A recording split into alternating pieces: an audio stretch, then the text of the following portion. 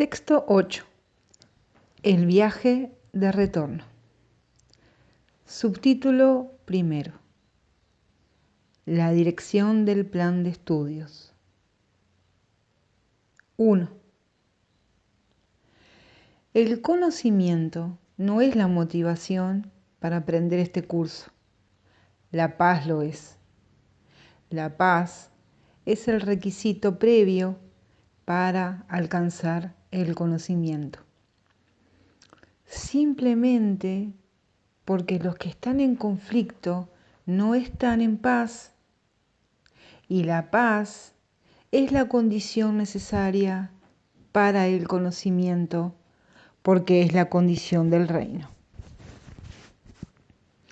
El conocimiento solo puede ser restituido cuando satisfaces sus condiciones. No es ese un trato que Dios haya hecho, pues Dios no hace tratos. Es simplemente el resultado del uso incorrecto que has hecho de sus leyes en nombre de una voluntad imaginaria que no es la suya. El conocimiento es su voluntad. Si te pones a su voluntad, ¿cómo vas a poder gozar de conocimiento? Te he dicho lo que el conocimiento te ofrece, pero tal vez aún no lo consideres algo enteramente deseable, pues de lo contrario, no estarías tan dispuesto a descartarlo cuando el ego te pide que le seas leal. 2. Las distracciones del ego tal vez parezcan interferir en tu aprendizaje, pero el ego no tiene realmente ningún poder para distraerte, a menos que tú se lo confieras. La voz del ego es una alucinación. No puedes esperar que te diga, no soy real. No obstante, no se te pide que desvanezcas tus alucinaciones por tu cuenta. Se te pide simplemente que las evalúes a la luz de los resultados que te aportan. Si dejas de desearlas debido a la pérdida de paz que te ocasionan, serán eliminadas de tu mente. 3.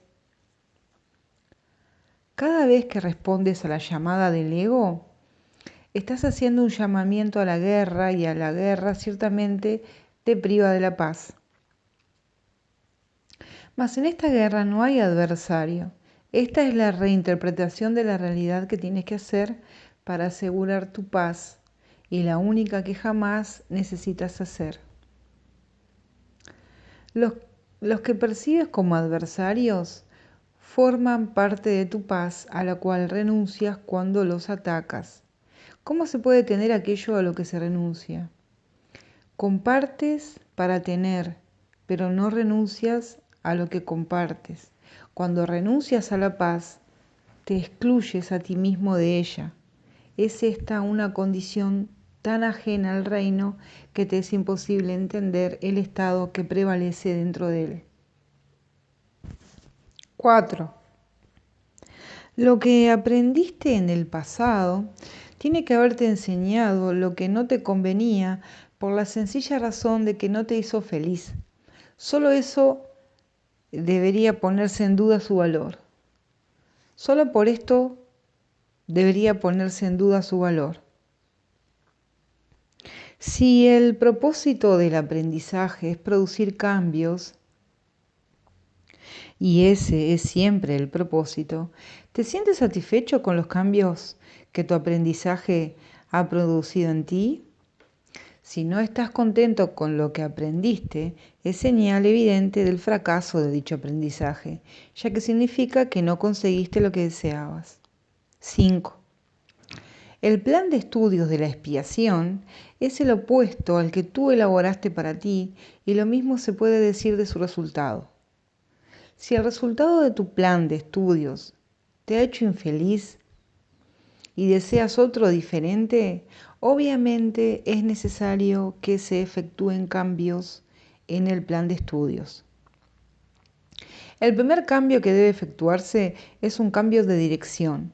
Un plan de estudios que tenga sentido no debe ser inconsistente. Si lo planean dos maestros que creen en ideas diametralmente opuestas, no puede ser un plan integrado. Si esos dos maestros lo ponen en práctica simultáneamente, cada uno de ellos no hará sino ser un obstáculo para el otro. Esto da lugar a fluctuaciones, pero no a un auténtico cambio. Los que son volátiles no tienen dirección, no pueden decidir ir en una dirección determinada porque no pueden abandonar la otra. Si bien esta última no existe, su plan de estudios conflictivo les enseña que todas las direcciones existen y no les proporciona ninguna base racional sobre la que fundar su elección. 6. Antes de que pueda efectuarse un auténtico cambio de dirección, es necesario reconocer plenamente la total insensatez de semejante plan de estudios. No puedes aprender simultáneamente de dos maestros que están en completo desacuerdo con respecto a todo. Su plan de estudios conjunto constituye una tarea de aprendizaje imposible. Te están enseñando cosas completamente diferentes, de forma completamente diferente, lo cual sería posible si no fuera porque las enseñanzas de ambos son acerca de ti. Ninguno de ellos puede alterar tu realidad, pero si los escuchas a los dos, tu mente estará dividida con respecto a lo que es tu realidad. Subtítulo segundo. La diferencia entre aprisionamiento y libertad. 1. Existe una lógica sobre lo que basar tu elección. Solo un maestro sabe lo que es tu realidad. Si el propósito del plan de estudios es aprender a eliminar los obstáculos que obstruyen el conocimiento de esa realidad, eso solo lo puedes aprender de ese maestro.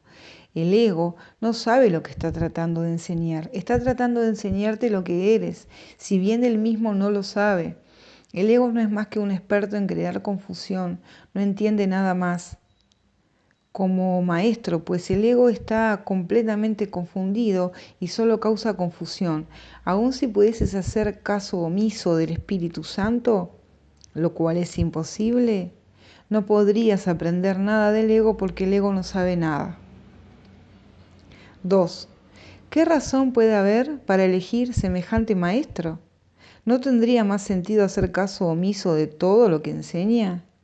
¿Es este el maestro al que el Hijo de Dios debe dirigirse para encontrarse a sí mismo? El ego no te ha dado nunca una solución sensata a nada, basándose simplemente en la experiencia que tienes de lo que enseña. ¿No sería ello suficiente para descalificarlo como tu futuro maestro? Mas el daño que el ego le ha ocasionado a tu aprendizaje no se limita solo a eso. Aprender es placentero si te conduce por la senda que te resulta natural y facilita el desarrollo de lo que ya tienes. Mas si se te enseña en contra de tu naturaleza, lo que aprendas supondrá una pérdida para ti porque te aprisionará. Tu voluntad forma parte de tu naturaleza y por lo tanto no puede ir en contra ella. No puede ir contra ella. 3. El ego no te puede enseñar nada mientras tu voluntad sea libre, porque no le escucharías. Tu voluntad no es estar aprisionado, porque tu voluntad es libre. Esa es la razón de que el ego sea la negación del libre albedrío. No es nunca Dios el que te coacciona, ya que comparte su voluntad contigo. Su voz enseña solamente en conformidad con su voluntad, mas esa no es la lección que enseña el Espíritu Santo, pues eso es lo que tú eres. Su lección es que tu voluntad y la de Dios no pueden estar en desacuerdo porque son una. Esto supone la anulación de todo lo que el ego trata de enseñar, por lo tanto, no es solamente la dirección del programa de estudios lo que tiene que estar libre de conflictos, sino también el contenido. 4. El ego trata de enseñarte que tu deseo es oponerte a la voluntad de Dios. Esta lección antinatural no se puede aprender y tratar de aprenderla viola tu libertad, lo cual hace que tengas miedo de tu voluntad porque es libre. El Espíritu Santo se opone a cualquier forma de aprisionamiento de la voluntad de un hijo de Dios, porque sabe que la voluntad del Hijo es la voluntad del Padre. El Espíritu Santo te conduce firmemente por la senda de la libertad, enseñándote cómo descartar o mirar más allá de todo lo que te impediría seguir adelante. 5. Hemos dicho que el Espíritu Santo te enseña la diferencia que existe entre el dolor y la dicha. Eso es lo mismo que decir que te enseña la diferencia que hay entre estar aprisionado y ser libre. No puedes hacer esta distinción sin él porque te has enseñado a ti mismo que el aprisionamiento es libertad. ¿Cómo ibas a poder distinguir entre una cosa y otra cuando crees que ambas son lo mismo? ¿Cómo ibas a poder pedirle a la parte de tu mente que te enseñó a creer que son lo mismo que te enseñase de qué manera son diferentes? 6. Las enseñanzas del Espíritu Santo apuntan en una sola dirección y tienen un solo objetivo. Su dirección es la libertad y su objetivo es Dios. El Espíritu Santo, no obstante, no puede concebir a Dios sin ti porque no es la voluntad de Dios estar sin ti. Cuando hayas aprendido que tu voluntad es la de Dios, tu voluntad no dispondrá estar sin Él, tal como su voluntad no dispone estar sin ti. Esto es libertad y esto es dicha. Si te niegas esto a ti mismo, le estarás negando a Dios su reino, pues para eso fue para lo que Él te creó. 7. Cuando dije, todo poder y gloria son tuyos, porque el suyo es el reino, esto es lo que quise decir. La voluntad de Dios no tiene límites, y todo poder y gloria residen en ella. Su fuerza, su paz y su amor son ilimitados. No tiene límites porque su extensión es ilimitada y abarca todas las cosas, porque las creó, y al crearlas las hizo parte de sí misma. Tú eres la voluntad de Dios, porque así es como fuiste creado. Debido a que tu Creador crea únicamente a semejanza propia, eres como Él. Eres parte de aquel que es todo poder y gloria, y por lo tanto, eres tan ilimitado como Él. 8. ¿A qué otra cosa sino al poder y a la gloria puede apelar el Espíritu Santo para restaurar el reino de Dios? El Espíritu Santo pues apela simplemente a lo que el reino es, para que éste reconozca lo que él mismo es. Cuando reconoces esto, brindas ese reconocimiento automáticamente a todo el mundo porque has reconocido a todo el mundo. Mediante tu reconocimiento despiertas el de ellos y mediante el de ellos el tuyo se extiende. Al despertar se propaga fácilmente, el despertar se propaga fácilmente y con gran júbilo por todo el reino en respuesta a la llamada a Dios. Esta es la respuesta natural de todo hijo de Dios a la voz que habla en nombre de su Creador, ya que es la voz que habla en nombre de las creaciones del Hijo y de su propia extensión. Subtítulo 3. El encuentro santo. 1. Gloria a Dios en las alturas y también a ti, porque así lo ha dispuesto su voluntad. Pide y se te dará, pues ya se te ha dado. Pide luz y aprende que eres luz. Si quieres tener entendimiento e iluminación, aprenderás que eres luz, ya que tu decisión de aprender, esto es la decisión de querer escuchar al Maestro que sabe de luz y que por lo tanto puede enseñarte lo que ésta es. No hay límite en lo que puedes aprender, porque tu mente no tiene límites. Las enseñanzas del Espíritu Santo no tienen límites porque Él fue creado para enseñar. Al comprender perfectamente cuál es su función, la desempeña perfectamente porque ese es su gozo y el tuyo. 2. Hacer la voluntad de Dios perfectamente es el único gozo y la única paz que pueden conocerse plenamente, al ser la única función que se puede experimentar plenamente. Cuando esto se alcanza, ninguna otra experiencia es posible. Desear otra experiencia, no obstante, obstaculiza su logro, porque la voluntad de Dios no es algo que se te pueda imponer, ya que para experimentarla tienes que estar completamente dispuesto a ello. El Espíritu Santo sabe cómo enseñar esto, pero tú no. Esa es la razón por la que necesitas y por la que Dios te lo dio, Únicamente sus enseñanzas pueden liberar a tu voluntad para que se incorpore a la de Dios, uniéndola a su poder y gloria y estableciendo estos como tuyos. Los compartes tal como Dios los comparte porque ese es el resultado natural de su existencia. 3. La voluntad del Padre y la del Hijo son una. Por razón de su extensión, dicha extensión es el resultado de la unicidad de la que ambos gozan, la cual mantiene intacta la unidad de ambos al extender su voluntad conjunta. Esta es la creación perfecta de los que han sido perfectamente creados en unión con el Creador perfecto. El Padre tiene que dar paternidad a su Hijo, porque su propia paternidad tiene que seguir extendiéndose. Tú, cuyo lugar está en Dios, tienes la santa función de extender su paternidad, no imponiendo ningún límite sobre ella. Deja que el Espíritu Santo te enseñe cómo hacer esto, pues lo que ello significa solo lo puedes aprender de Dios mismo. 4. Cuando te encuentras con alguien, recuerda que se trata de un encuentro santo. Tal como lo consideres a él, así te consideras a ti mismo. Tal como lo trates, así te tratarás a ti mismo. Tal como pienses de él, así pensarás de ti mismo. Nunca te olvides de esto, pues en tus semejantes, o bien te encuentras a ti mismo, o bien te pierdes a ti mismo. Cada vez que dos hijos de Dios se encuentran, se les proporciona una nueva oportunidad para salvarse. No dejes de darle la salvación a nadie, para que así la puedas recibir tú. Yo estoy siempre contigo en memoria tuya. 5. El objetivo del plan de estudios, independientemente del maestro que elijas, es conócete a ti mismo. No hay nada más que buscar. Todo el mundo anda buscándose a sí mismo y buscando el poder y la gloria que cree haber perdido. Siempre que estás con alguien, tienes una oportunidad más para encontrar tu poder y tu gloria.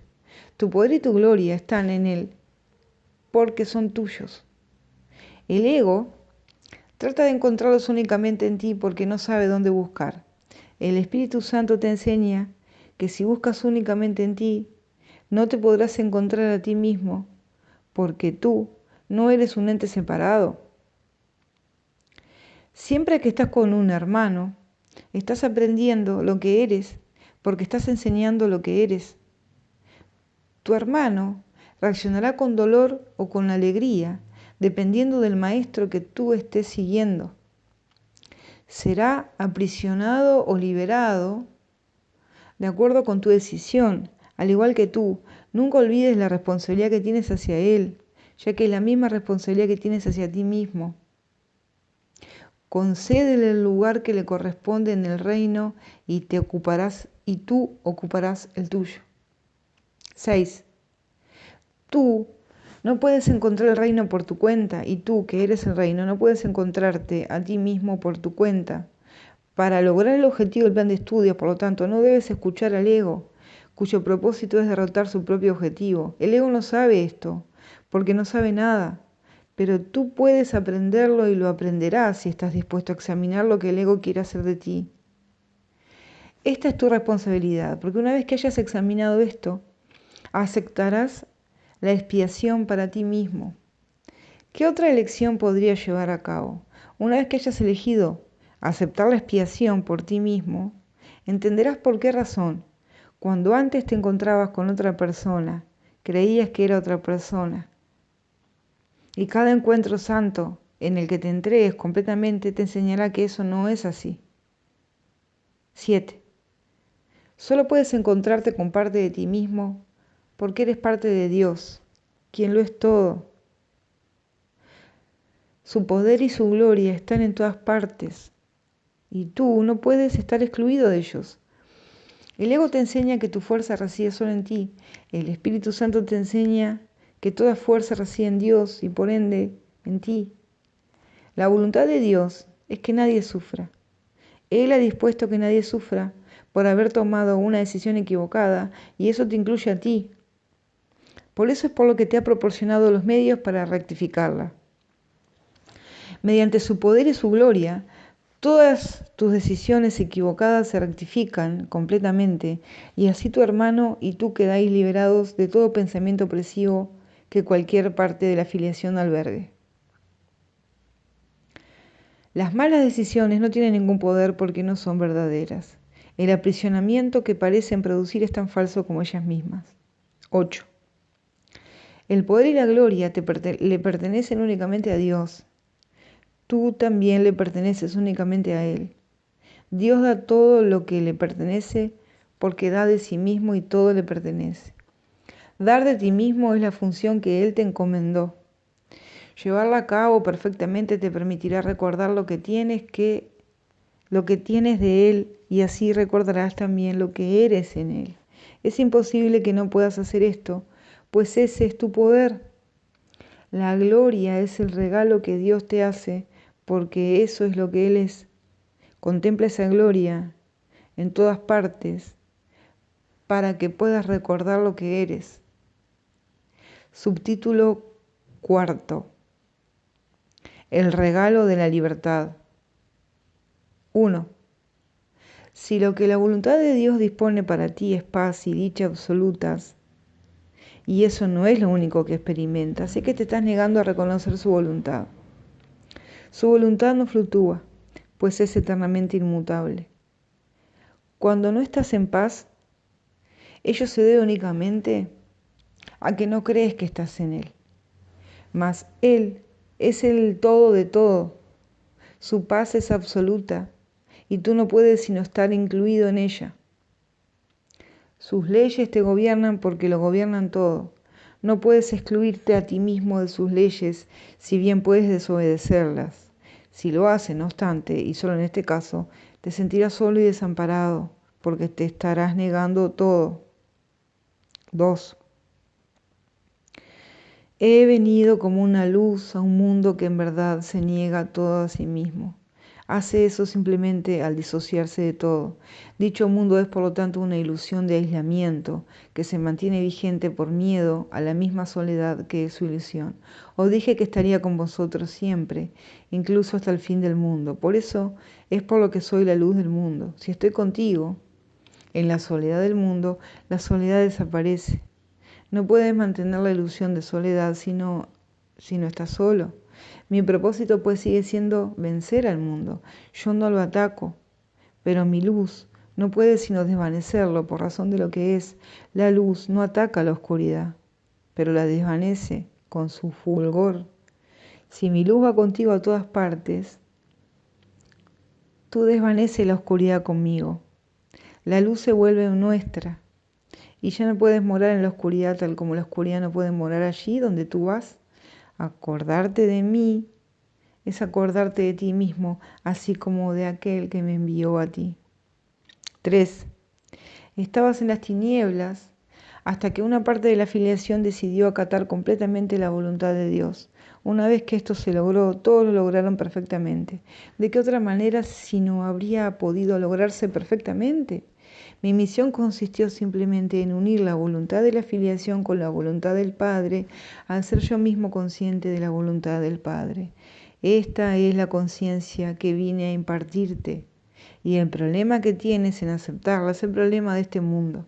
Eliminarlo es la salvación, y en ese sentido yo soy la salvación del mundo.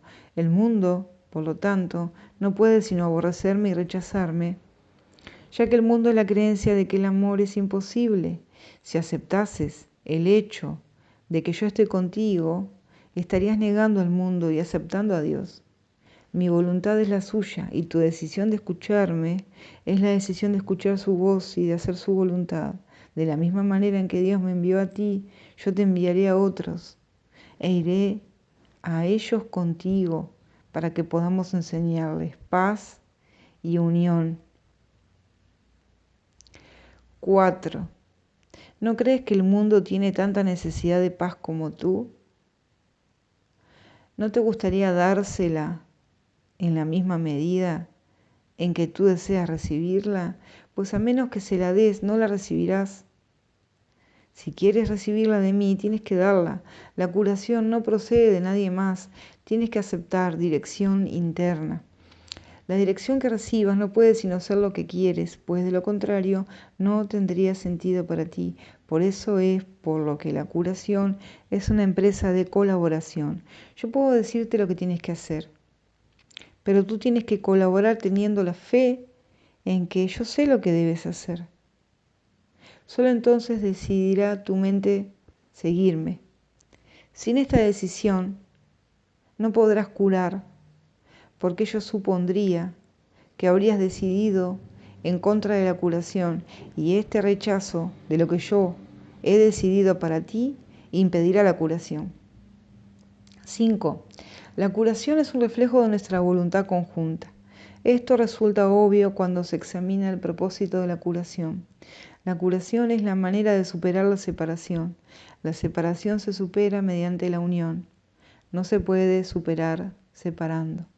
La decisión de unirse tiene que ser inequívoca, o de lo contrario, la mente misma estaría dividida e incompleta.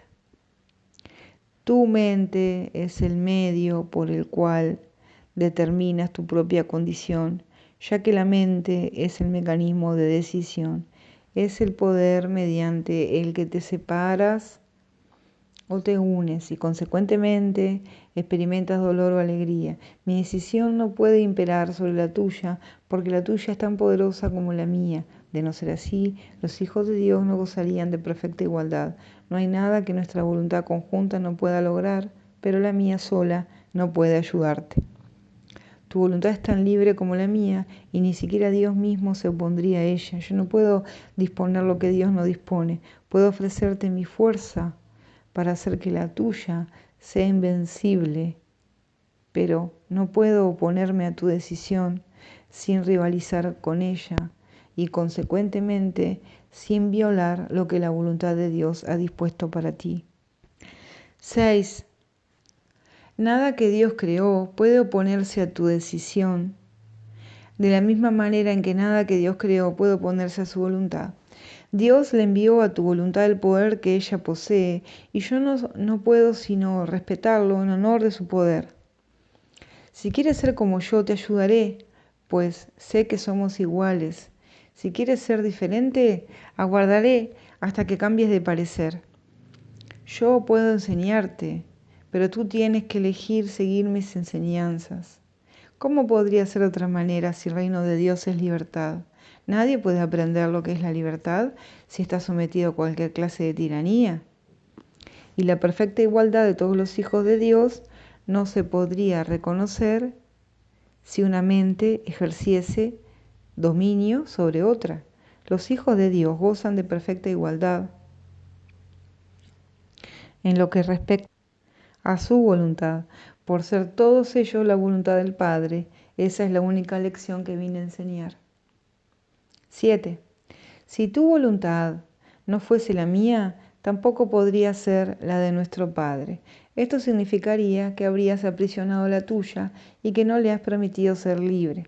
Si no puedes hacer nada, porque solo no eres nada. Solo no puedes hacer nada porque solo no eres nada. Yo no soy nada sin el Padre, y tú no eres nada sin mí, porque al negar al Padre te niegas a ti mismo. Siempre me acordaré de ti, y en el hecho de que me acuerde de ti radica el que tú te acuerdes de ti mismo. En nuestro mutuo recuerdo radica nuestro recuerdo de Dios, y en ese recuerdo radica tu libertad, porque tu libertad está en Él. Únete pues a mí en alabanza a Él y de ti que fuiste creado por Él. Este es nuestro regalo de gratitud hacia Él, que Él a su vez compartirá con todas sus creaciones, a las que da por igual todo lo que es aceptable para Él. Por ser aceptable para Él es el regalo de la libertad, que es lo que su voluntad dispone para todos sus hijos.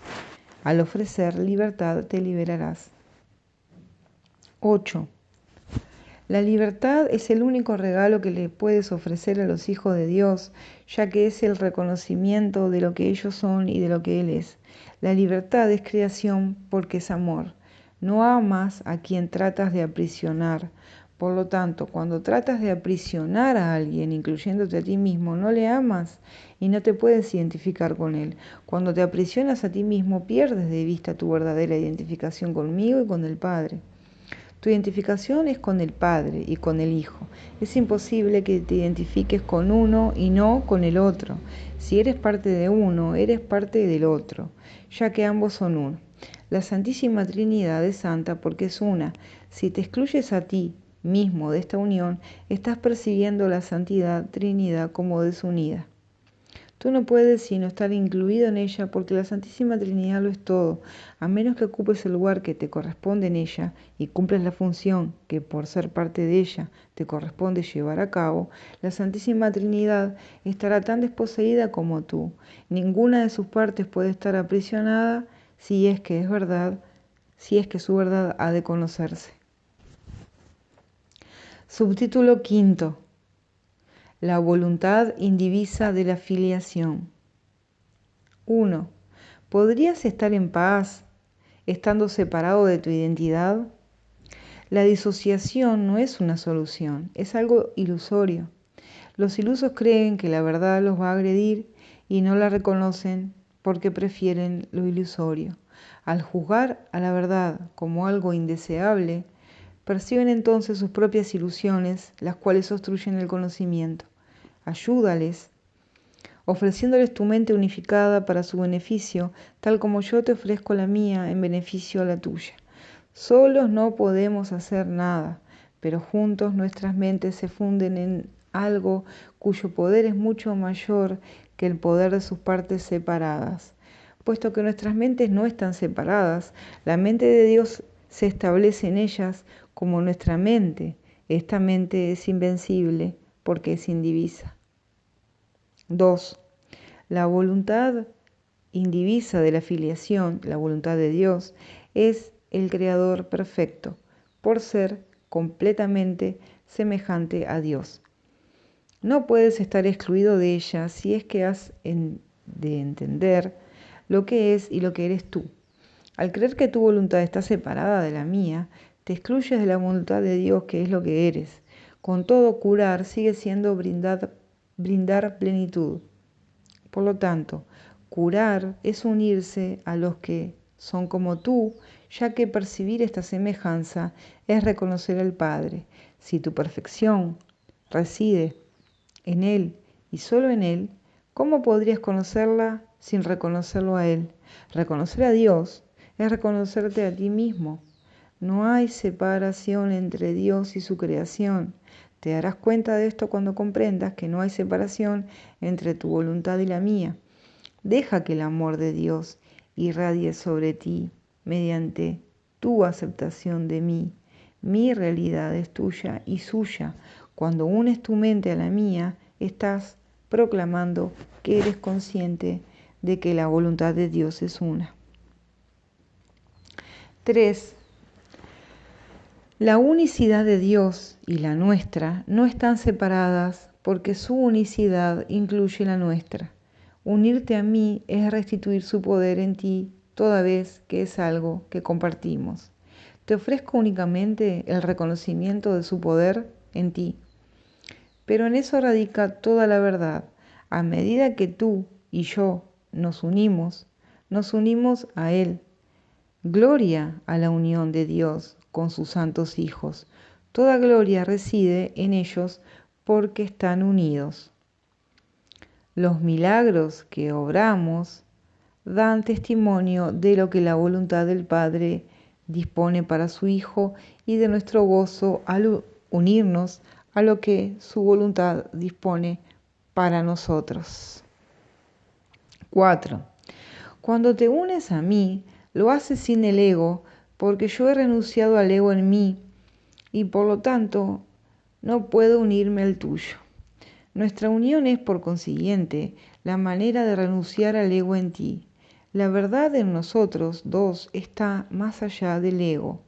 Que trascenderemos el ego está garantizado por Dios. Y yo comparto su certeza con respecto a nosotros dos y a todos nosotros. Yo le devuelvo la paz de Dios a todos sus hijos, porque la recibí de Él para todos nosotros. Nada puede prevalecer contra nuestras voluntades unidas, porque nada puede prevalecer contra la voluntad de Dios. 5. ¿Quieres saber lo que la voluntad de Dios dispone para ti? Pregúntamelo a mí, que lo sé por ti y lo sabrás. No te negaré nada, tal como Dios no me niega nada a mí. Nuestra jornada es simplemente la de regreso a Dios, que es nuestro hogar. Siempre que el miedo se interpone en el camino hacia la paz, es porque el ego ha intentado unirse a nuestra jornada, aunque en realidad no puede hacerlo. Presintiendo la derrota e irritado por ella, se considera rechazado y se vuelve vengativo. Tú eres invulnerable a sus represalias, porque yo estoy contigo. En esta jornada me has elegido a mí de compañero en vez de al ego. No trates de aferrarte a ambos, pues si lo haces, estarás tratando de ir en direcciones contrarias y te perderás. 6. El camino del ego no es mi camino, pero tampoco es el tuyo. El Espíritu Santo les ofrece una sola dirección a todas las mentes, y la que me enseñó a mí es la que te enseña a ti. No perdamos de vista la dirección que Él nos señala por razón de las ilusiones, pues solo la ilusión de que existe otra dirección puede nublar aquella en favor de la cual la voz de Dios habla en todos nosotros. Nunca le concedas al ego el poder de interferir en la jornada. El ego no tiene ningún poder, porque la jornada es el camino que conduce a lo que es verdad. Deja atrás todas las ilusiones y ve más allá de todos los intentos del ego de demorarte. Yo voy delante de ti, porque he trascendido el ego. Dame, por lo tanto, la mano, puesto que tu deseo es trascenderlo también. Mi fortaleza estará siempre disponible, y si eliges compartirla, dispondrás de ella. Te la doy gustosamente y de todo corazón, porque te necesito tanto como tú me necesitas a mí. Subtítulo 6. El tesoro de Dios. 1. Somos la voluntad unida de la filiación, cuya plenitud es para todos. Comenzamos nuestra jornada de regreso juntos, y según avanzamos juntos, congregamos a nuestros hermanos. Cada aumento de nuestra fuerza se lo ofrecemos a todos, para que ellos puedan también superar su debilidad y añadir su fuerza a la nuestra. Dios nos espera a todos con los brazos abiertos y nos dará la bienvenida tal como yo te la estoy dando a ti. No dejes que nada en el mundo haga que olvides del reino de Dios. 2. El mundo no puede añadirle nada al poder y la gloria de Dios y de sus santos hijos, pero si sus hijos ponen su atención allí, el mundo puede cegarlos e impedir que vean al Padre. Tú no puedes ver el mundo y conocer a Dios. Solo uno de ellos es verdad. He venido a decirte que no es a ti a quien corresponde decidir cuál de ellos lo es.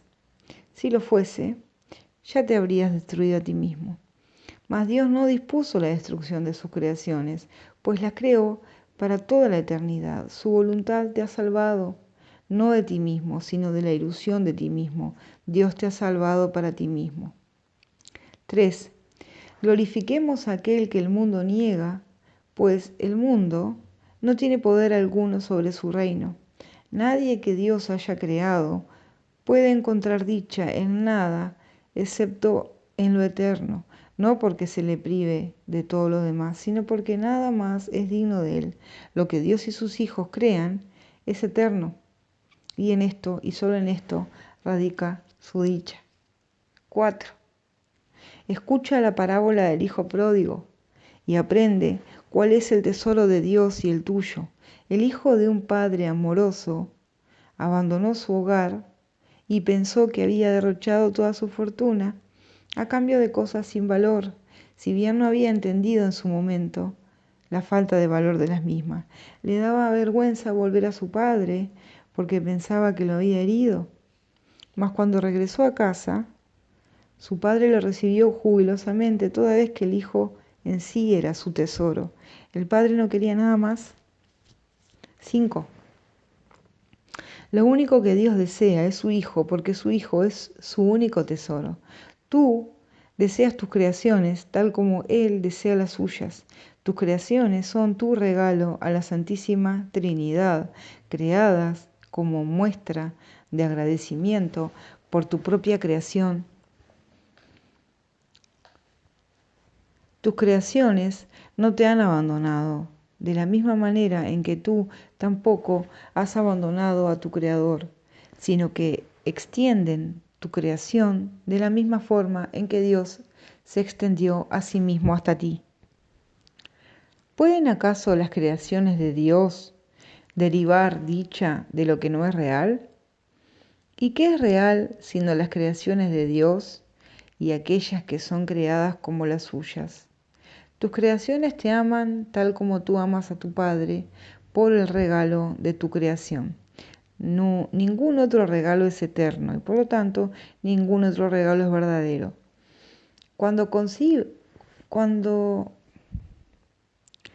¿Cómo entonces ibas a poder aceptar cualquier otra cosa o dar otra cosa o esperar dicha a cambio? ¿Y qué otra cosa podrías desear sino la dicha? Tú ni te hiciste a ti mismo, ni hiciste tu función. Lo único que hiciste fue tomar la decisión de ser indigno de ambas cosas. Pero no puedes hacerte indigno, porque eres el tesoro de Dios, y lo que para Él tiene valor es valioso. No se puede poner en duda su valor, pues éste reside en el hecho de que Dios se compartió a sí mismo con Él, estableciendo así su valor para siempre. 6. Tu función es aumentar el tesoro de Dios creando el tuyo. Su voluntad hacia ti es su voluntad para ti. Él no te negaría la capacidad de crear, porque en ello radica su dicha. Tú no puedes hallar dicha, excepto como Dios lo hace. Su gozo estriba en haberte creado a ti, y Él te extiende su paternidad para que tú puedas extenderte tal como Él lo hizo. No comprendes esto porque no lo comprendes a Él. Nadie que no acepte su función puede entender lo que ésta es. Y nadie puede aceptar su función a menos que sepa lo que Él mismo es. La creación es la voluntad de Dios. Su voluntad te creó para que tú, a tu vez, creases. Tu voluntad no fue creada aparte de la suya. Por lo tanto, tiene que disponer lo mismo que la suya. 7. La idea de una voluntad reacia no tiene sentido por ser una contradicción intrínseca que en realidad no significa nada. Cuando piensas que no estás dispuesto a ejercer tu voluntad en conformidad con la de Dios, no estás pensando realmente. La voluntad de Dios es puro pensamiento y no se puede contradecir con pensamientos. Dios no se contradice a sí mismo y sus hijos, que son como Él, no pueden contradecirse a sí mismos ni contradecirle a Él. Su pensamiento, no obstante, es tan poderoso que pueden incluso aprisionar a la mente del Hijo de Dios si así lo deciden. Esta decisión hace, ciertamente, que el Hijo de Dios no conozca su función, aunque ésta nunca le es desconocida a su Creador. Y puesto que no le es desconocida a su Creador, Él siempre la puede conocer. 8. La única pregunta que jamás debieras hacerte es: ¿deseo saber lo que la voluntad de mi Padre dispone para mí? Él no te lo ocultará. Me lo reveló a mí cuando se lo pregunté, y así supe lo que Él ya había dado. Nuestra función es colaborar juntos, porque separados el uno del otro no podemos funcionar en absoluto. El poder del Hijo de Dios reside en todos nosotros, pero no en ninguno de nosotros por separado. Dios no desea que estemos solos, porque su voluntad no es estar solo. Por eso creó a su Hijo y le dio el poder de crear junto con Él. Nuestras creaciones son tan santas como nosotros, y nosotros que somos los hijos de Dios, somos tan santos como Él. Por medio de nuestras creaciones extendemos nuestro amor, aumentando así el gozo de la Santísima Trinidad. No comprendes esto porque aunque eres el tesoro de Dios, no te consideras valioso. Como resultado de esa creencia, no puedes entender nada. 9. Yo soy consciente del valor que Dios te otorga. Mi devoción por ti procede de Él, pues nació del conocimiento que tengo de mí mismo y de Él. No podemos estar separados. Lo que Dios ha unido no se puede separar, y Dios ha unido a todos sus hijos en sí mismo. ¿Cómo ibas a poder estar separado de tu vida y de tu ser? El viaje a Dios es simplemente el redespertar del conocimiento de dónde estás siempre y de lo que eres eternamente. Es un viaje sin distancia hacia una meta que nunca ha cambiado. La verdad solo puede ser experimentada, no se puede describir ni explicar. Yo puedo hacerte consciente de las condiciones que la facilitan, pero la experiencia en sí forma parte del ámbito de Dios. Juntos podemos satisfacer sus condiciones, pero la verdad vendrá a ti por su cuenta. 10. Lo que la voluntad de Dios ha dispuesto para ti es tuyo. Dios le ha dado su voluntad a su tesoro, para quien esa voluntad es su propio tesoro. Allí donde esté tu tesoro, allí estará tu corazón, tal como el suyo está allí donde se encuentra su tesoro. Tú, a quien Dios ama, eres completamente bendito. Aprende esto de mí y libera la santa voluntad de todos aquellos que son tan benditos como tú. Subtítulo 7. El cuerpo como medio de comunicación. 1. Los ataques son siempre físicos. Cuando se infiltra en tu mente cualquier forma de ataque, es que estás equiparándote con el cuerpo, ya que esta es la interpretación que el ego hace de él. No tienes que atacar físicamente para aceptar esta interpretación. La aceptas por el mero hecho de creer que atacando puedes obtener lo que deseas. Si no creyeses esto, la idea del ataque no tendría atractivo alguno para ti. Siempre que te equiparas con el cuerpo, experimentas depresión. Cuando un hijo de Dios piensa así de sí mismo, se está menospreciando y está haciendo lo mismo con sus hermanos, y puesto que solo puede encontrarse a sí mismo en ellos, está por lo tanto negándose a sí mismo la salvación. 2. Recuerda que para el Espíritu Santo, el cuerpo es únicamente un medio de comunicación. Al ser el nexo de comunicación entre Dios y sus hijos separados, el Espíritu Santo interpreta todo lo que has hecho a la luz de lo que Él es. El ego se para mediante el cuerpo. El Espíritu Santo llega a otros a través de él. No percibes a tus hermanos tal como el Espíritu Santo lo hace, porque no crees que los cuerpos sean únicamente medios para unir mentes y para unirlas con la tuya y con la mía. Esta interpretación del cuerpo te hará cambiar de parecer con respecto al valor de este. El cuerpo de por sí no tiene ningún valor. 3. Si usas el cuerpo para atacar, este se convierte en algo perjudicial para ti. Si lo usas con el solo propósito de llegar hasta las mentes de aquellos que creen ser cuerpos para enseñarles a través del mismo cuerpo que eso no es verdad, entenderás el poder de la mente que reside en ti. Si usas el cuerpo con este fin y solo con este fin, no lo podrás usar para atacar.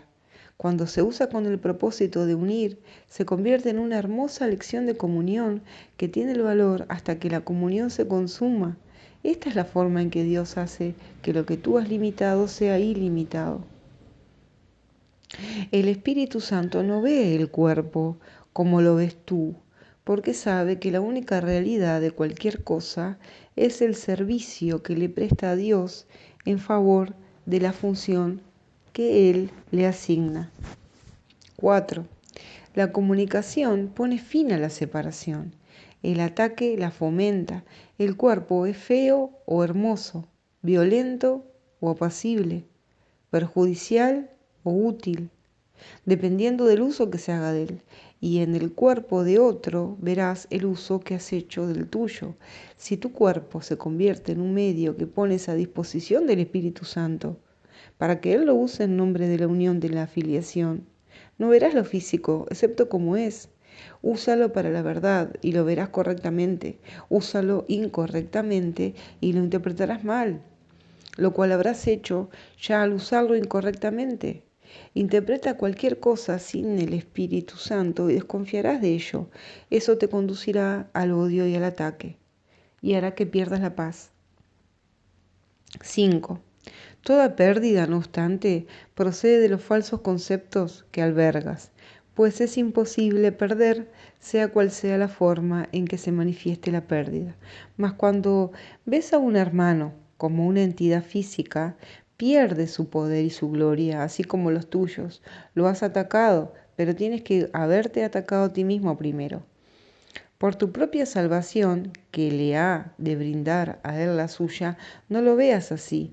No dejes que él se menosprecie a sí mismo en tu mente, sino libéralo de su creencia de que es insignificante, y así te liberarás tú de la tuya.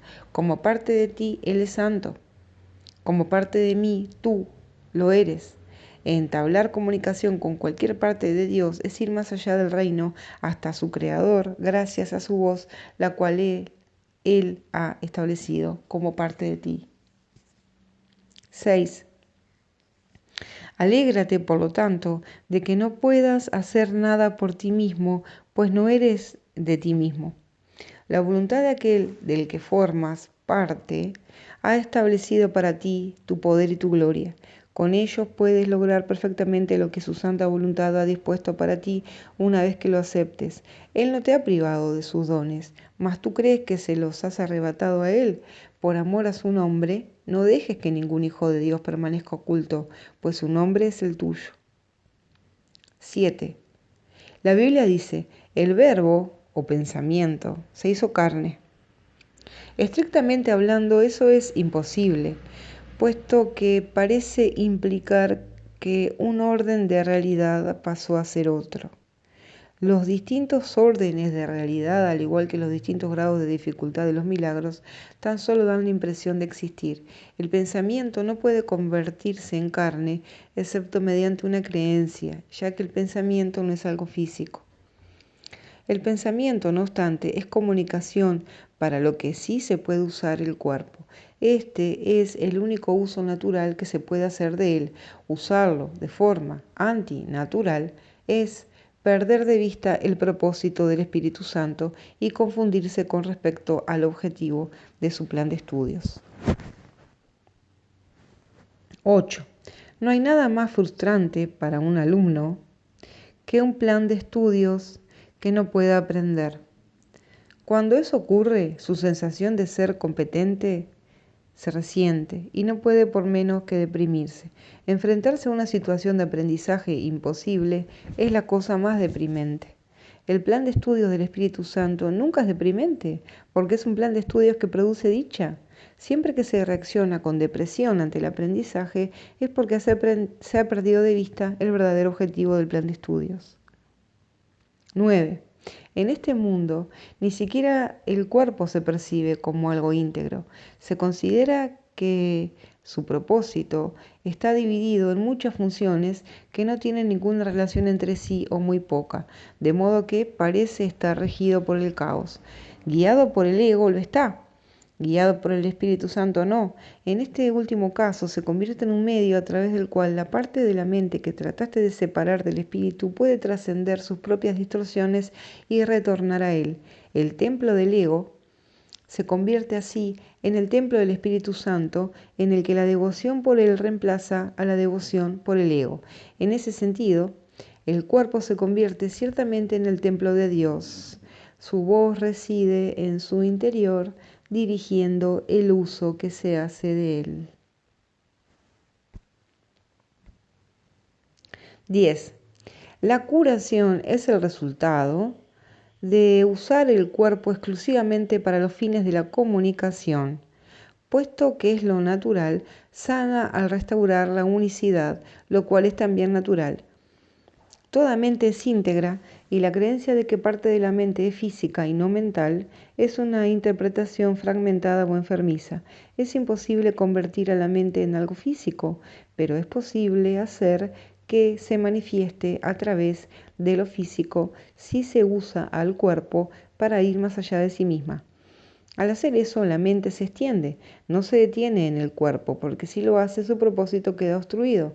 Una mente que ha sido obstruida se ha permitido a sí misma ser vulnerable al ataque porque se ha vuelto contra sí misma. 11.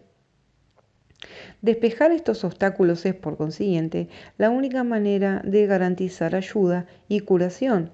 Ayudar y curar son las expresiones naturales de la mente que está operando a través del cuerpo, pero no en él. Si la mente cree que su objetivo es el cuerpo, distorsionará su percepción de éste y al bloquear su propia extensión más allá del mismo, dará lugar a enfermedades, pues estará fomentando la separación. Percibir el cuerpo como una entidad separada no puede sino fomentar la enfermedad, ya que ello no es verdad. Un medio de comunicación deja de ser útil si se emplea para cualquier otra cosa. Usar un instrumento de comunicación como instrumento de ataque es estar confundido con respecto a su propósito. 12. Comunicar es unir y atacar es separar. ¿Cómo ibas a poder hacer ambas cosas simultáneamente utilizando el mismo medio y no sufrir por ello? La percepción del cuerpo solo se puede unificar cuando se ha aceptado un solo propósito. Esto libera a la mente de la tentación de ver al cuerpo bajo distintas luces y puede entonces entregárselo por completo a la única luz en la que puede ser realmente entendido. Confundir un recurso de aprendizaje con un objetivo del plan de estudios es una confusión básica que impide el entendimiento de ambos. El aprendizaje tiene que conducir más allá del cuerpo, al restablecimiento del poder de la mente en él. Esto solo se puede lograr si la mente se extiende hasta otras mentes y no interrumpe su extensión.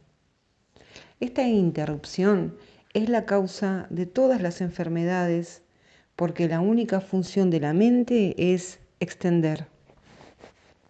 13. Lo opuesto a la dicha es la depresión.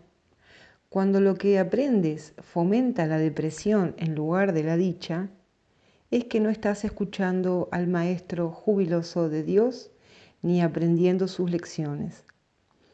Ver un cuerpo de cualquier otra forma que no sea como un medio de comunicación es limitar a tu mente y hacerte daño a ti mismo. La salud, por lo tanto, no es otra cosa que un propósito unificado. Si se pone al cuerpo en armonía con el propósito de la mente, este se vuelve íntegro porque la mente solo tiene un propósito. El ataque tan solo puede ser un propósito que el cuerpo ha asumido, ya que separado de la mente, el cuerpo no tiene ningún propósito. 14. Tú no estás limitado por el cuerpo y el pensamiento no puede hacerse carne. La mente, no obstante, puede manifestarse a través del cuerpo si va más allá de él y no lo interpreta como una limitación. Siempre que ves a alguien limitado a un cuerpo o por un cuerpo, estás imponiéndote a ti mismo ese mismo límite. ¿Estás dispuesto a aceptar eso cuando el único propósito de tu aprendizaje debería ser escaparte de toda limitación? Todo aquel que concibe el cuerpo como un medio de ataque y cree que de ello puede derivar dicha, demuestra inequívocamente que es un mal estudiante. Ha aceptado un objetivo de aprendizaje que contradice claramente el propósito unificado del plan de estudios y que le impide aceptar como propio el propósito de este. 15. La dicha procede de un propósito unificado, y un propósito unificado es algo que es únicamente propio de Dios. Cuando tu propósito está unificado, es el suyo. Si crees que puedes interferir en su propósito, necesitas salvación.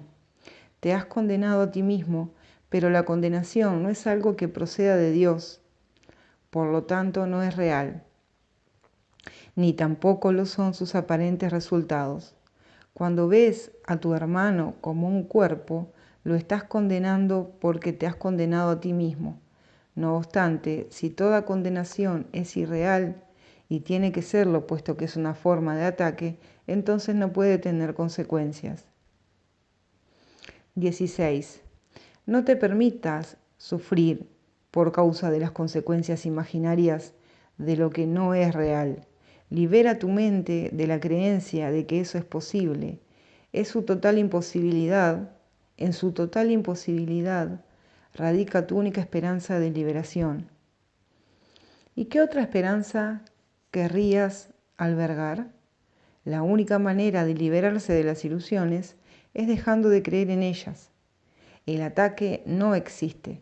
Lo único que existe es comunicación ilimitada y, por lo tanto, poder y plenitud ilimitados. El poder de la plenitud es la extensión. No dejes que tus pensamientos se detengan en este mundo y tu mente se volverá receptiva a la creación en Dios. Subtítulo octavo.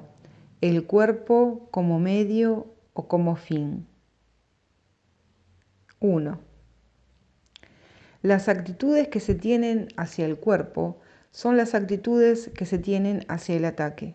Las definiciones del ego con respecto a todas las cosas son inmaduras y están siempre basadas en el propósito que él cree que todas ellas tienen. Esto se debe a que es incapaz de hacer generalizaciones y equipara lo que ve con la función que le ascribe. No lo equipara con lo que es. Para el ego, el cuerpo es algo con lo que atacar. Puesto que te equiparas con el cuerpo, el ego te enseña que tu propósito es atacar. El cuerpo, pues, no es la fuente de su propia salud. La condición del cuerpo depende exclusivamente de cómo interpreta su función. Las funciones son algo inherente al estado de ser, pues surgen de éste, mas su relación no es recíproca. El todo ciertamente define a la parte, pero la parte no define al todo. Conocer en parte, no obstante, es conocer enteramente debido a la diferencia fundamental que existe entre conocimiento y percepción. En la percepción, el todo se construye a base de partes que se pueden separar y ensamblar de nuevo en diferentes constelaciones. El conocimiento, por otra parte, nunca cambia. Su constelación, por lo tanto, es permanente. La idea de que entre las partes y el todo hay relación solo tiene sentido en el nivel de la percepción en la que el cambio es posible. Aparte de eso, no hay ninguna diferencia entre la parte y el todo. 2. El cuerpo existe en un mundo que parece tener dos voces que luchan por su posesión. En esta percibida constelación, se considera al cuerpo como capaz de alternar su lealtad de una a otra, haciendo que los conceptos de salud y enfermedad tengan sentido. El ego, como de costumbre, da lugar a una confusión fundamental entre los medios y el fin. Al considerar al cuerpo como un fin, el cuerpo no tiene realmente utilidad para el ego, puesto que el cuerpo no es un fin. Debes haber notado una descollante característica en todo fin que el ego haya aceptado como propio. Cuando lo alcanzas, te deja insatisfecho. Por eso es por lo que el ego se ve forzado a cambiar incesantemente de un objetivo a otro, para que sigas abrigando la esperanza de que todavía te puede ofrecer algo. Ha sido muy difícil superar la creencia del ego de que el cuerpo es un fin, porque esta idea es análoga a la creencia de que el ataque es un fin. El ego tiene un marcado interés por la enfermedad. Si estás enfermo, ¿cómo podrías refutar su firme creencia de que no eres invulnerable? Este es un razonamiento atractivo desde el punto de vista del ego, porque encubre el ataque obvio que subyace a la enfermedad. Si conocieses esto y además te opusieras al ataque, no podrías utilizar la enfermedad como un falso testigo para defender la postura del ego. 4.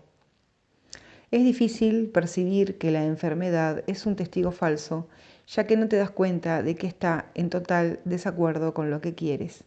Este testigo, por consiguiente, parece ser inocente y digno de confianza, debido a que no lo has sometido a un riguroso interrogatorio. De haberlo hecho, no considerarías a la enfermedad un testigo tan vital en favor de la postura del ego. Una afirmación más honesta sería que los que quieren al ego están predispuestos a defenderlo. Por lo tanto, se debe desconfiar desde un principio de los testigos que el ego elige. El ego no convoca a testigos que disientan de su causa, de la misma manera en que el Espíritu Santo tampoco lo hace. He dicho que juzgar es la función del Espíritu Santo, para la cual Él está perfectamente capacitado. Mas cuando el ego actúa como juez, hace todo menos juzgar imparcialmente. Cuando el ego convoca a un testigo, lo ha convertido de antemano en un aliado. 5. Todavía sigue siendo cierto que el cuerpo, de por sí, no tiene ninguna función porque no es un fin. El ego, no obstante, lo establece como un fin porque como tal su verdadera función queda velada. Este es el propósito de todo lo que el ego hace. Su único objetivo es hacer que se pierda de vista la función de todo. Un cuerpo enfermo no tiene sentido. No puede tener sentido porque la enfermedad no es el propósito del cuerpo. La enfermedad tendría sentido solo si las dos premisas básicas en las que se basa la interpretación que el ego hace del cuerpo fuesen ciertas, que el propósito del cuerpo es atacar y que tú eres un cuerpo. Sin estas dos premisas, la enfermedad es inconcebible. 6. La enfermedad es una forma de demostrar que puedes ser herido. Da testimonio de tu fragilidad, de tu vulnerabilidad y de tu extrema necesidad de depender de dirección externa. El ego usa esto como su mejor argumento para demostrar que necesita su dirección. Impone un sinfín de reglas para que se eviten funestos desenlaces. El Espíritu Santo, perfectamente consciente de la misma situación, no se molesta en analizarla en absoluto. Si los datos no tienen sentido, no tiene objeto analizarlos. La función de la verdad es recopilar información que sea verdadera. Sea cual sea la forma en que trates de usar el error, de ello no resulta nada. Cuanto más complicados se vuelven los resultados, más difícil puede que resulte reconocer su insubstancialidad, mas no es necesario examinar todos los posibles resultados a que las premisas dan lugar a fin de juzgarlos correctamente. 7. Un recurso de aprendizaje no es un maestro. No te puede decir cómo te sientes. No sabes cómo te sientes porque has aceptado la confusión del ego y por lo tanto crees que un recurso de aprendizaje puede decirte cómo te sientes. La enfermedad no es más que otro ejemplo de tu insistencia en querer pedirle dirección a un maestro que no sabe la respuesta. El ego no puede saber cómo te sientes. Cuando dije que el ego no sabe nada, dije lo único que es completamente cierto con respecto al ego, pero hay un corolario. Si solo el conocimiento existe y el ego no tiene conocimiento, entonces el ego no existe. 8.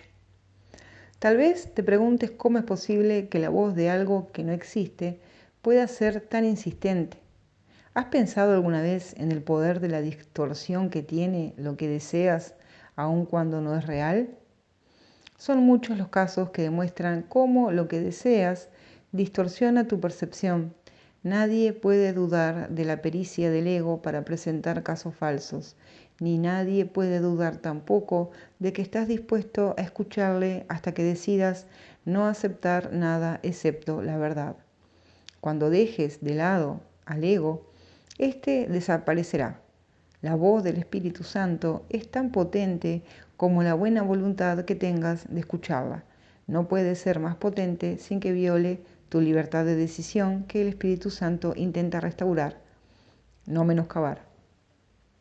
9. El Espíritu Santo te enseña a usar el cuerpo solo como un medio de comunicación entre tus hermanos y tú, de modo que Él pueda enseñar su mensaje a través de ti. Esto los curará y por lo tanto te curará a ti. Nada que se utilice de acuerdo con su propia función, tal como el Espíritu Santo la ve, puede enfermar, mas todo lo que se utiliza de cualquier otra forma no puede sino enfermarse. No permitas que el cuerpo sea el reflejo de una mente dividida. No dejes que sea una imagen de la percepción de pequeñez que tienes de ti mismo. No dejes que refleje tu decisión de atacar.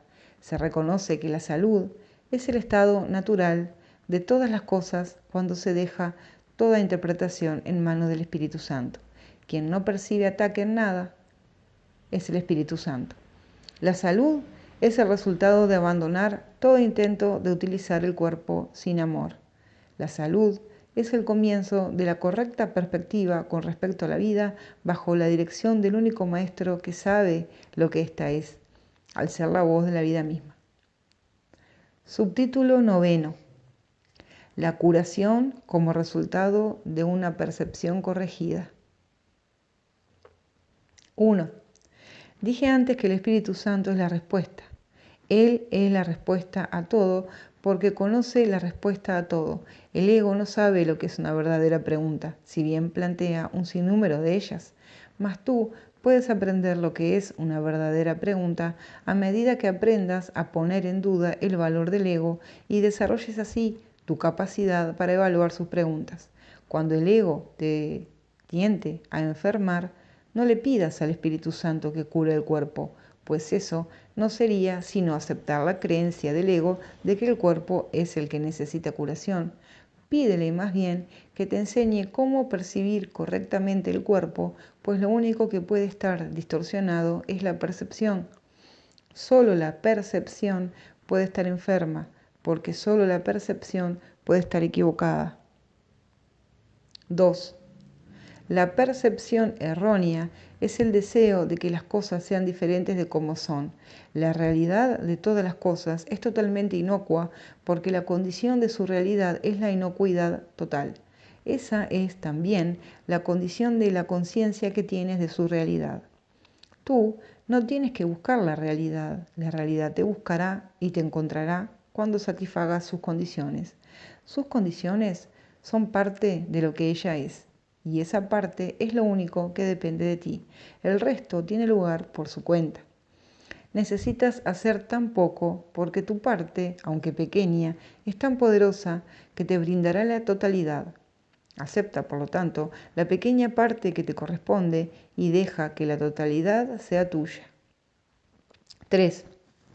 La plenitud cura porque es algo propio de la mente. Toda clase de enfermedad e incluso la muerte son expresiones físicas del miedo a despertar. Son intentos de reforzar el sueño debido al miedo a despertar. Esta es una forma patética de tratar de no ver inutilizando la facultad de ver. Descansa en paz. Es una bendición para los vivos, no para los muertos, ya que el descanso procede de despertar, no de dormir. Dormir es aislarse, despertar es unirse. Los sueños son ilusiones de unión porque reflejan las nociones distorsionadas del ego con respecto a lo que significa unirse. El Espíritu Santo, no obstante, aprovecha también el tiempo que pasas durmiendo y puede, si se lo permites, utilizar los sueños que tienes mientras duermes para ayudarte a despertar. 4. La manera en que te despiertas indica cómo usaste el tiempo que pasaste durmiendo. ¿A quién se lo ofreciste? ¿Bajo qué maestro lo pusiste? Siempre que te despiertas desanimado es que no se lo ofreciste al Espíritu Santo.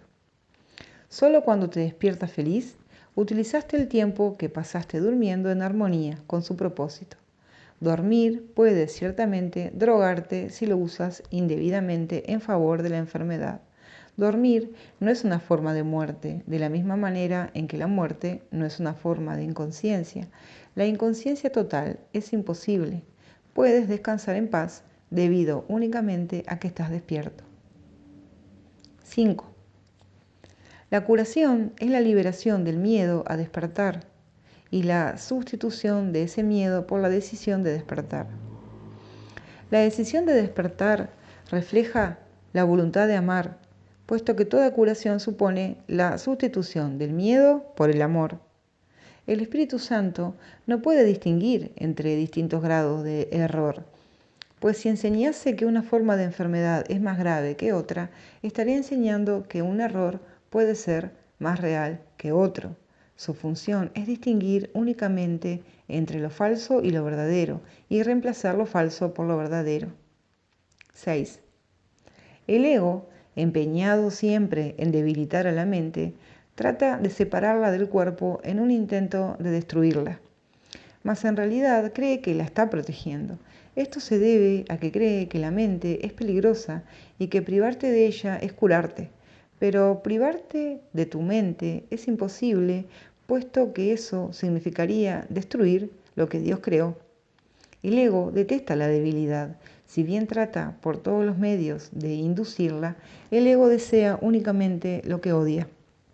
Para el ego eso es perfectamente lógico, y puesto que cree en el poder del ataque, el ego quiere atacar. 7. La Biblia te exhorta a que seas perfecto, a que sanes todo error, a que no te preocupes por el cuerpo, por el hecho de que sea algo separado, y a que hagas todo en mi nombre. Mas no se trata solamente de mi nombre, pues nuestra identidad es una identidad compartida. El Hijo de Dios solo tiene un nombre y se te exhorta a que lleves a cabo obras amorosas, porque compartimos esa unicidad.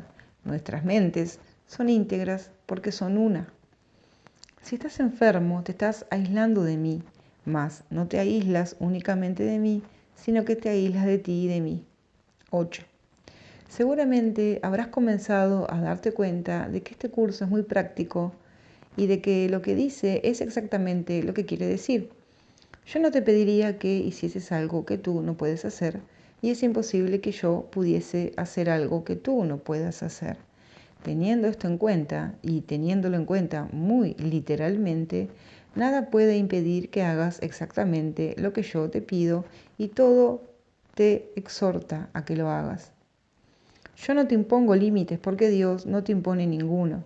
Cuando te limitas a ti mismo, no somos de un mismo sentir, y eso es lo que es la enfermedad. La enfermedad, no obstante, no es algo que se origine en el cuerpo, sino en la mente. Toda forma de enfermedad es un signo de que la mente está dividida y de que no está aceptando un propósito unificado. 9. La única manera, por lo tanto, de que el Espíritu Santo cura es unificando propósitos. Esto se debe a que dicha unificación es el único nivel en el que la curación tiene sentido. Restablecer el significado en un sistema de pensamiento caótico es la manera de sanarlo. Tu tarea consiste únicamente en satisfacer las condiciones del significado, puesto que el significado en sí es Dios. Por otra parte, tu retorno al significado es esencial para lo que Dios significa, porque tu significado es parte de su significado. Tu curación, por lo tanto, es parte de su salud, puesto que es parte de su plenitud. Él no puede perder su plenitud, pero es posible que tú no la conozcas. Con todo, su voluntad sigue siendo que tú la conozcas, y su voluntad impera para siempre y en todas las cosas. Fin del capítulo 8.